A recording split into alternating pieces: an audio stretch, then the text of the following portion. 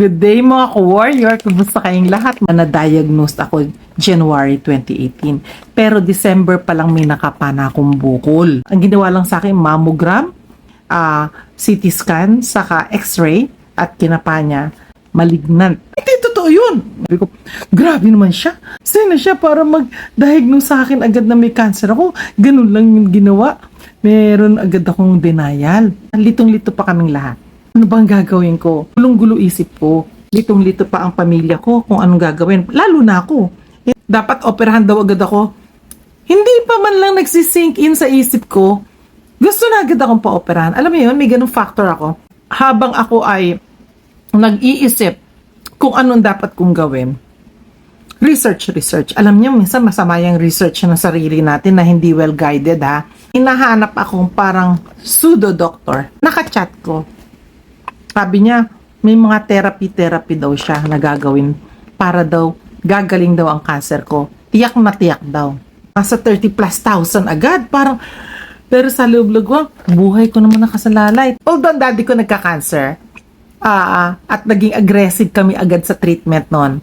Pero end stage na kasi siya talaga nung na-diagnose. Para bang mahina na siya, he's 74, aggressive namin, 1 year lang wala na siya. Narinig ko may cancer ako, ang first in my mind ay ayoko ng aggressive treatment. Ayoko. Kasi in my heart, yun ang kinamatay ng daddy ko eh. Magpapa-alternative treatment lang ako. May na-research akong pangalan at doktor daw siya. Tinatanong ko ang clinic, wala na raw. Pagkukulang ko ha, pinatulang ko agad ang first person na nakausap ko about it. Huwag po ninyo agad paniniwalaan yung mga ito, bumili ka lang nito, gagaling ka na. Such thing as like that. Reply ako sa chat niya. Tapos, ginising ko sa daddy, Daddy, meron daw alternative doctor. Puntahan natin, mag-meet up daw tayo sa Laguna. Resort type ang treatment daw. Sabi, alternative nga daw siya, wala daw siya sa ospital. Nung dumating na siya, may kasama siyang isang babae. Pinakilala niya, assistant niya raw. Convoy kami. So na nakarating kami sa isang maliblib na lugar sa Laguna. Meron dun isang parang lumang resort. Parang dun siya siguro nagti-treatment. I assume parang may booking kami. Nakabook kami dun sa resort. Isang nagbukas ng gate. Walang tubig ang swimming pool. Tapos walang tao. Kami lang. Doon pa lang, nagkaroon na ako ng hindi magandang pakiramdam. Usap-usap lang kami doon sa parang bench sa labas. Gusto ko na rin sana bumak out. Kaya lang, na-feel ko, hindi, kailangan akong gumaling. Kami siyang pinakita yung mga, kung ano-ano, mga capsule. Parang sarili niyang capsule lang yun. Ewan ko, basta walang mga pangalan, naka-plastic. Napunta kami sa isang kwarto. Ang pumasok yung babae. Eto na, may dala-dala siya. Parang tabo, nakakonekta sa isang tubo. Alam niyo ba yung labatiba? Pag may kape, amoy kape eh. Tapos, papasok pala yun sa aking dun. Alam niyo na, sa labasan ng dumi. So, ito na. Ilalagay sa akin yung kape na parang nasa lalagyan lang ng tabo. Tingnan niyo muna dyan yung litrato. Pinahiga ako sa bangko sa pagitan ng banyo at cabinet. Pinatatawa ako ni Daddy dyan kasi nakalambitin ako sa kahoy. Pero kabadong-kabado ako dyan. Ang hindi ko alam, pwede pala akong magka-complication dyan, infection, colon problem, seizure, electrolyte imbalance, magsuka, diarrhea, and the worst that can happen, pwede ko palang ikamatay din yan. Ang mindset ko noon, hindi ako magpapatreat, hindi ako magpapa-opera, alternative lang ako. Kaya huwag maniniwala. Go to the real medical practitioner na huwag niyo magaya. Kinuha sa akin itong herbalist doctor or nag-down payment ako. Hindi ko ikinuha ang gamot niya. Nagdala lang kasi siya daw ng sample ng gamot. Pero chinarge kami ng kalahati nung 35,000 kaming dalawa ni Daddy. Bang may sakit ka na, may mga taong manloloko pa sa'yo. Yung ba bebentahan ka ng kung ano-anong herbal, bebentahan ka ng kung ano-anong nagtimpla-timpla lang sa kusina nila, sasabihin ito para gamot sa cancer.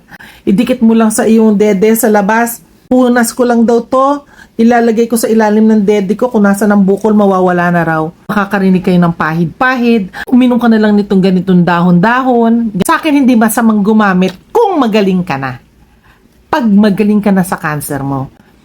Katulad kami, umiinom ako ng sambong, umiinom ako ng avocado, ng moringa, kinakain ko yung dahon ng moringa, yung pangpalakas mo na yon.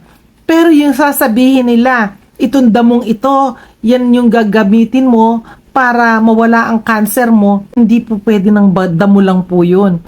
Kaya nga po, sinurgery agad ako. Kung hindi ako na surgery, malamang wala na po ako rito. Kung hindi po ako nag-chemo, kaming ni daddy, malamang wala na kami rito. Hindi nyo na kami naririnig ngayon. Wala na kami. Sa awa po ng Diyos, naka 5 years na po ako. Si daddy naka 3.5 years. Stage 4 cancer siya dati. Ako stage 3B.